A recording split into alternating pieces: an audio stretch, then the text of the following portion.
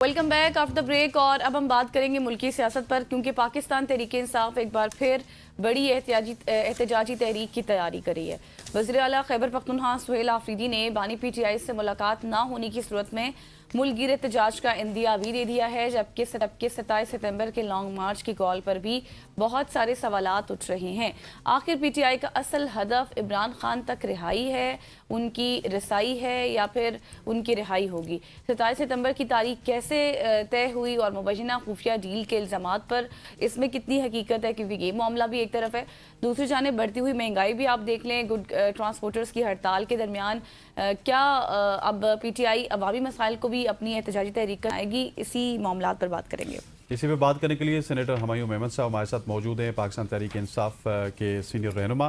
Senator साहब, thank you so much for जानिएगा। सबसे पहले तो मुझे बताइएगा कि CM KP सुहेल आफरीदी ने कहा है कि अगर जुमेरात तक उनकी बानी PTI से मुलाकात ना करवाई गई तो रात 10 बजे पूरे पाकिस्तान को डी चौक बना दिया जाएगा। अगर बानी चेयरमैन को कुछ हुआ तो इसके जो जिम्मेदार हैं वो प्राइम मिनिस्टर होंगे और ओहदों पर मौजूद लोग होंगे। सो हमें एग्जैक्टली बताइएगा कि पाकिस्तान तहरीक इंसाफ क्या कुछ करने जा रही है। बिस्मिल्लाहिर्रहमानिर्रहीम। यका नाबुदु व यका नस्तईन। देखिए, सिंपल सी बात यह है कि अगर इमरान खान को खुदा न खास्ता कुछ होता है जो कि नेग्लिजेंस की वजह से हो रहा है, और ये गवर्नमेंट की नेग्लिजेंस है, ये जेल वालों की नेग्लिजेंस है जो डायरेक्टली गवर्नमेंट और जो जो भी ताकतवर तबका है उनके अंडर कंट्रोल है, तो ऑब्वियसली इसकी जिम्मेदारी तो उनके ऊपर आती है। और खुदा न खास्ता अगर कुछ हो जाता है तो उसका एक रिएक्शन आएगा, उसका रिएक्शन किसी न किसी सूरत में आएगा। अब वो क्या चीज़ होगी ना मैं बता सकता हूँ, मेरे ख्याल में सुहेल आफरीदी शायद भी नहीं बता सकते कि उसका रिएक्शन क्या आएगा। उसको क्वांटिफाई आप कर नहीं सकते हो, कितना होगा, कितना सख्त होगा, क्या होगा। रही बात ये कि अगर ये ना किया तो हम ये कर लेंगे, मेरे लिहाज से देखिए बात ये हो जाती है कि जब मैं वो शेर आया वाली बात होती है ना, तो फिर nobody takes you seriously. Unfortunately हमारे जो थोड़ा सा मेरा गिला है अपनी पार्टी वालों के साथ भी कि वो लोग प्रॉपर तरीके से मशावरत करके एक लाए अमल बनाने की बजाय, जो कि सही तरीका है, जो इमरान खान ने वाजिया किया था कि हमारी एक पॉलिटिकल कमेटी होगी और वो पॉलिटिकल कमेटी कलेक्टिव विजडम के लिहाज से पाकिस्तान तहरीक इंसाफ को चलाएगी। और पॉलिटिकल कमेटी की नॉमिनेशन हुई थी, उनके अंदर लोगों को सेलेक्ट किया था with the nod of Imran Khan. अब ये उनकी जिम्मेदारी थी। अच्छा, ये जिम्मेदारी पॉलिटिकल कमेटी की है, ये किसी एक इंडिविजुअल, फॉर एग्जांपल ना सेक्रेटरी जनरल और ना चेयरमैन तहरीक इंसाफ जो बैरिस्टर गौहर है, ये उन एक इंडिविजुअल के हाथ में, जो मेरा अंदाजा है वो ये कि उनके हाथ में नहीं दिया गया था, ये कलेक्टिव डिसीजन था। क्योंकि इवन इमरान खान के दौर में भी कलेक्टिव डिसीजन लिया जा रहा था, इंडिविजुअल डिसीजंस नहीं लिया जाता था। उनकी इनपुट होना लाजिम होती थी, लेकिन बहुत सारी ऐसी बातें होती थी कि उनका स्टांस एक होता था और एंड में डिसीजन कुछ और आ जाता था।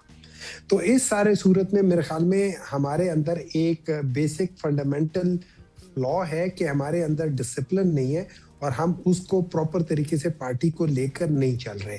हम छोटी छोटी चीजों पे आपस में लड़ रहे हैं वो, और बड़ी चीजें जो है ना वो हमसे मिस होती जा रही है। So that is what I think is basic fundamental problem presently in Pakistan Tehreek Insaf, जिसको एड्रेस करना बहुत जरूरी है। सर, ये तो आपने बता दिया, लेकिन अब क्या आप ये भी क्लियर कर सकते हैं कि खान साहब तक रसाई या फिर उनकी रिहाई मेन टारगेट है? क्योंकि पाकिस्तान तहरीक इंसाफ लॉन्ग मार्च एहतजाजी तहरीक के जरिए मतलब हासिल क्या करना चाहती है? इससे पहले भी तो हमने बहुत सारे तहरीकों के हवाले से सुना था, लेकिन उसका कोई फिर हमें रद्द-ए-अमल भी नजर नहीं आया। देखिए, अगर इस तरह है, अगर कोई शख्स बेजा कैद में हो तो आपका हदफ क्या होना चाहिए? हदफ ये होना चाहिए ना कि उसको बेजा की कैद से उसको रिहाई मिलनी चाहिए, उसके जो झूठे मुकदमात है वो खत्म होने चाहिए। वो झूठे मुकदमात जिनका कोई सर पैर नहीं है, जो हम लोगों ने इस किस्म की मतलब जुडिशरी के थ्रू होते देखा है कि जिसमें ना आपने शरीयत को देखा, ना कुछ किया और सारे गलत फैसले किए, तो आपका बेसिक बुनियाद तो वही होनी चाहिए। So that should be the ultimate aim. अच्छा, अब इस दौरान में कॉन्फिडेंस बिल्डिंग मेजर्स हो सकती है, क्योंकि जब मैं इस किस्म का एहतजाज करता हूं तो उसका एक इम्पैक्ट आता है, जो फाइनेंशियल इम्पैक्ट है, जो कि पाकिस्तान के ऊपर आता है। अब उसको नलिफाई करने के लिए हुकूमत को चाहिए कि वो कहे कि यार द सिस्टम रिजॉल्व दैट, वो चीज कि जो कोर्ट्स के थ्रू हो, और जो इमरान खान ने खुद भी कहा हुआ है, तो वहां पे एग्रीमेंट हो सकती है।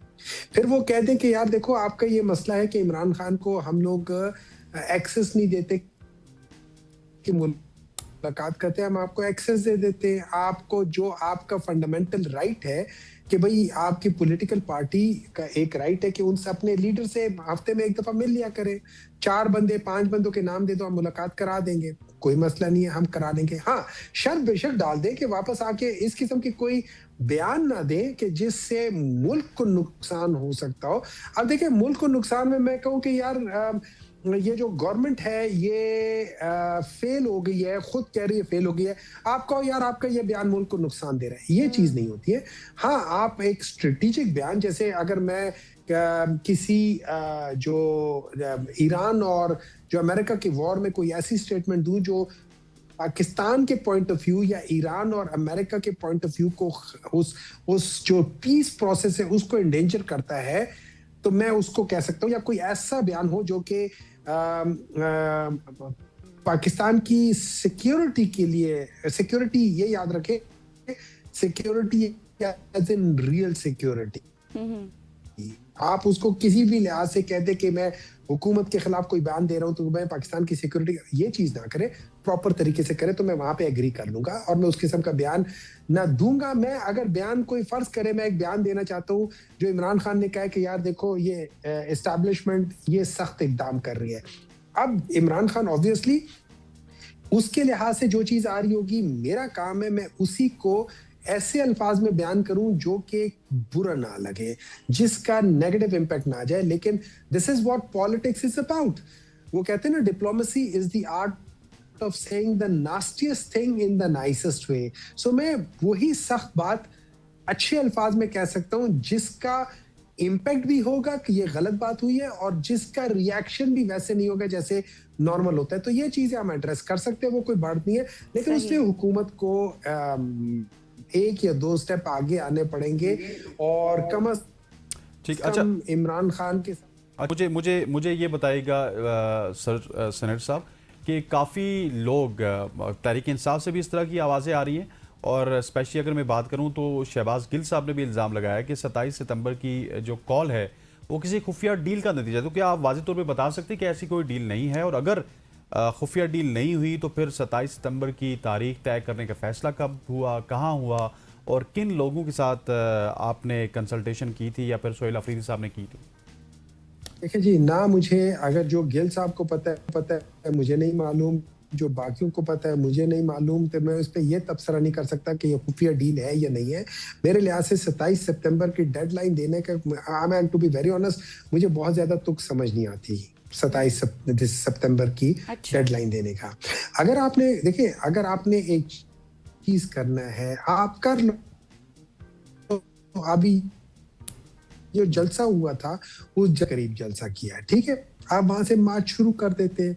आप अटक तक आते आते आपका कम से कम एक 70-80 किलोमीटर है, 90 किलोमीटर है।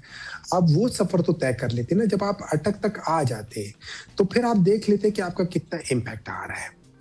आपको खुद ही समझ आ जाती कि बहुत बड़ा इम्पैक्ट आ रहा है। तो मेरे ख्याल में if you miss the punch during fight, फिर उसके बारे में डिस्कस करना मेरे लिहाज से कोई खास फायदा नहीं है।